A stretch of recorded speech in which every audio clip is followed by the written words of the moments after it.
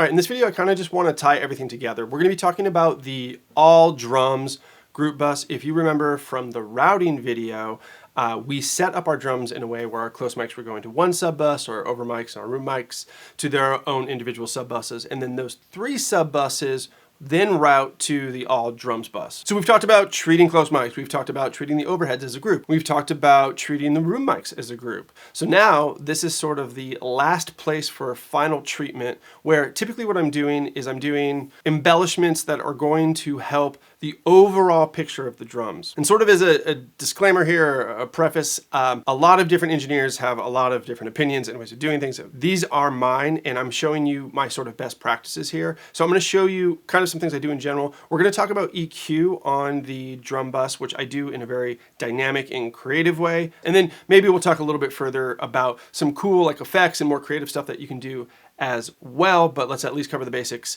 and let's get started now. Okay, this row here represents my drum bus insert list, my all drum bus insert list. This same thing you could see over here. You can actually see a little bit more of it over here. But I have this one pulled up so you can also see, here's the overheads. If you remember, we did the collapsing of BX control and all the stuff that we did on our overheads and on our room mics, including that bit of distressor I believe we added on the room mics. That's all represented here. So this is going to be a compounding of all this different stuff we've done on these drums for the Silent Drive record. So you'll find when I pull up like this reverb, for example, the mix is at 0. This is not something that's on all the time. This is just, that's for a specific instance. That's a whole different thing. However, the first thing we're going to start with is on my drum bus all the time. And let's talk about Gullfoss. So effectively what Gullfoss is, it is an intelligent EQ, and its goal is to sort of reinforce the nice sounding parts of the equalization of what it's hearing and minimize the parts that might be masking. Other parts, we can get into the technical details later, but just think about this is not a static EQ. This is a dynamic EQ that's going to be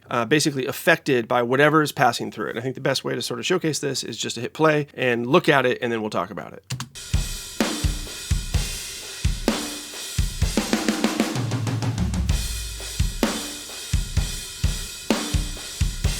Okay, now that we've seen it move, I want to show you a couple things. When the kick drum gets hit, you'll see this compress a little bit. When the cymbals sort of get loud and splashy, you'll see this compress a little bit. You'll see this EQ sort of like carve things out based on what's coming in. So again, I'm going to play that again. Watch how the EQ kind of pushes down on the kick drum a little bit, and it will push down on the snare drum a little bit in the lower mid-range here, and then the cymbals will be pushed down. This is all happening dynamically based on the input signal. This is the type of processing where digital is just so good.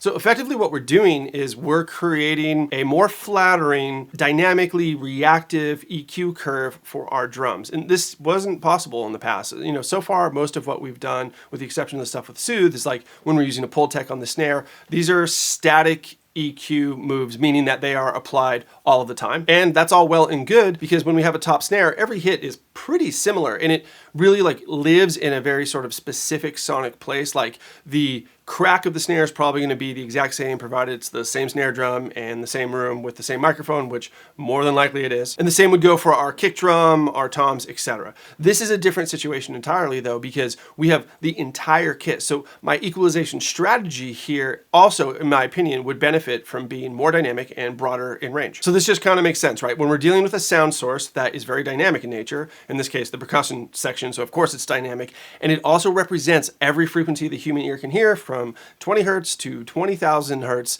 It makes sense to use an EQ that will be reactive across the entire frequency spectrum, as opposed to something that we're just going to kind of dial in one little spot. So one downside potentially you could find with Gullfoss is that like you don't have a lot of granular control. You sort of have these little things you can slide up and down, and you kind of weight your preferences a little bit. But if you wanted to, let's say, take the wheel a little bit more, I have another solution for you that I like as EQ and actually a little bit compression on the all drums bus, and that's multiband compression. We're going to touch upon that now. I didn't use it on the Silent Drive record, but I can use it and it will sound good, and I will show you how. My favorite multiband is called FabFilter Pro MB. It looks and it feels a whole lot like the rest of their Pro line, which I think is a compliment. Here I have the spectrum of frequencies that the human ear can hear, broken into 3 parts, as opposed to, typically I do 4, but I think for drums 3 is cool.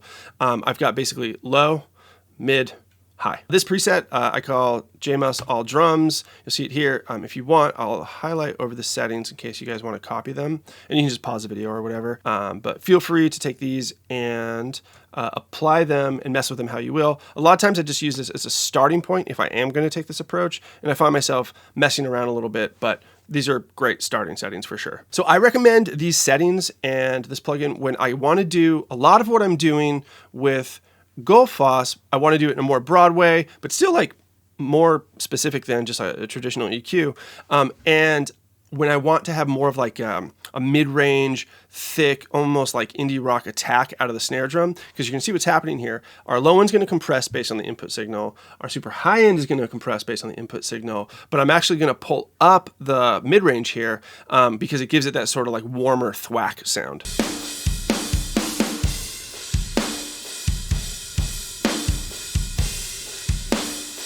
Isn't that crazy how we can just sort of subsect, like this is just listening to frequencies. Like this plugin has no idea that it's on the drums, but here we go. It's attenuating here when the kick drum goes. We have it set. This is a great spot to set it so that when the snare drum's being hit, we get that extra warmth, and then this is representing our cymbals. So we're self-balancing here yet again, just in a different way. I'll play that one more time so you can watch it again.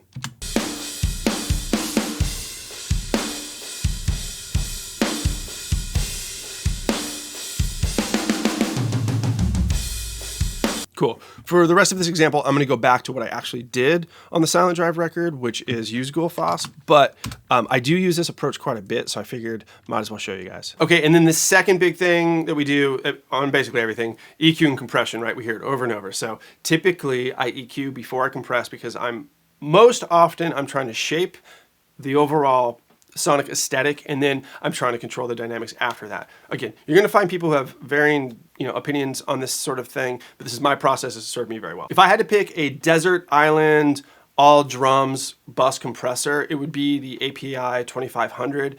It's a legendary compressor that has been used on countless records.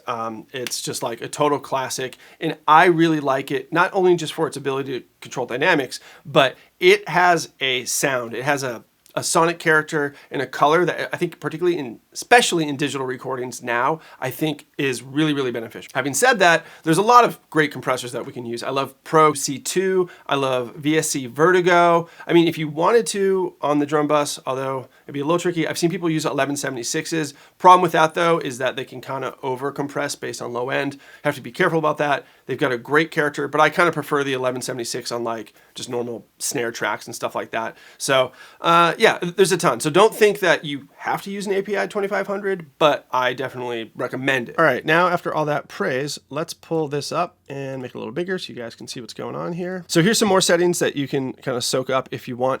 I really like these settings. There's a couple things here that I would say are maybe a little untraditional, but I lean into and really like. That's a very fast attack time. I think I can get away with this because I don't use a lot, if any, compression on my individual tracks. I really get the vast majority, if not all, of my drum sound compression in one spot, and that's right here on the all drum bus. Yeah, for example, when we're going through my snare tracks here, you'll see that there's no compressor here. This is the natural snare. However, on my snare sample, I almost always, I would say, put a individual compressor on that. So that is there, but otherwise, these are pretty compression free until they get to the all drum bus. Okay, so I'm gonna start with this off, and then I'm gonna turn it on. There's gonna be a little bit of a level change just to suit the mix. I had to turn on manual makeup gain, and I had to turn the volume of the drums down. That's just kind of how I ended up balancing things. But even still, there's a huge sonic shift here that I want you to listen for. So these are the drums, particularly listen to the snare with no compression.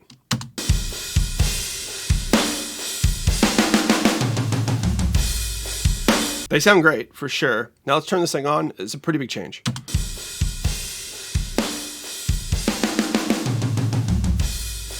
They basically sound like they're exploding in a good way, in my opinion. What I really want you to listen for is the snare drum. Listen to how it softens the sort of grittiness of the bottom head and that sort of thing. I'm gonna loop some snare here, and I'll turn this on and off. You should really get an ear for it. Okay, yellow means it's bypassed.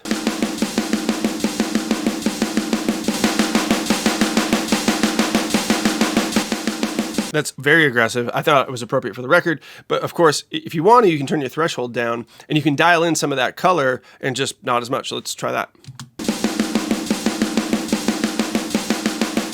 That works too. And another way to do that is you could slow your attack time. That's going to round the transient off less. And that's sort of what we're hearing when we hear that sort of like way more dramatic, not as like, but more like, that's really the attack time here. So let's play with the attack time on this.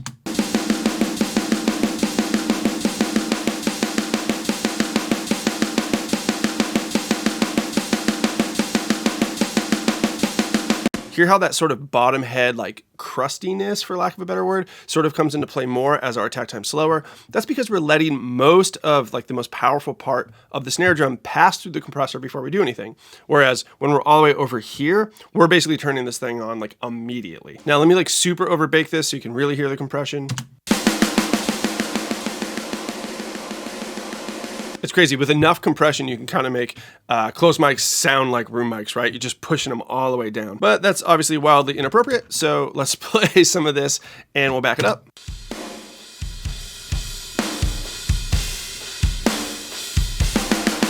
And this is about where I like it. You're going to see a little bit of movement on the kick, but most of the movement is triggered by the snare drum. That's usually how I feed my drums into compression. And there's some unique things on this too, like this tone area. So this loud is going to be the most dramatic by far. Let's try normal. It's going to sound more like the uncompressed version.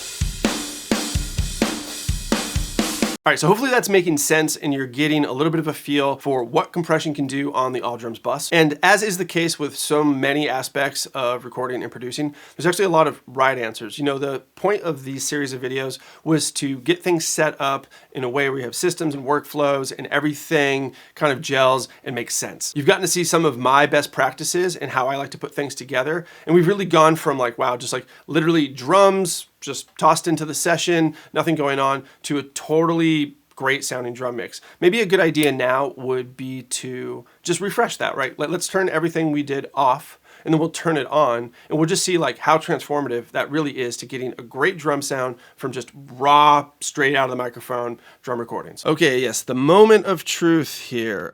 We are going to select everything all the way down from our individual drum tracks to our room mics. Now remember, this is where we started, so I'm just going to hit Shift and Alt and Cubase here. I can bypass everything all at once. This plugin wasn't even on anyway, so we don't have to worry about this one. Hasta luego, and listen to our drums.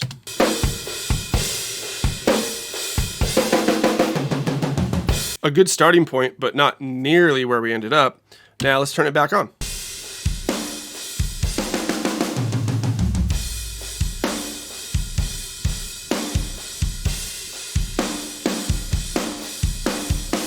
And there you have it. If you absorb even just this much so far, you are ahead of most every other engineer on the planet. You know, you have systems and you have a way to get from raw tracks to a killer drum sound. You can do this repeatedly. You know where to look for problems and now you know how to solve them. So pat yourself on the back. Congratulations if you got your drum sounding this good. You're ahead of the game.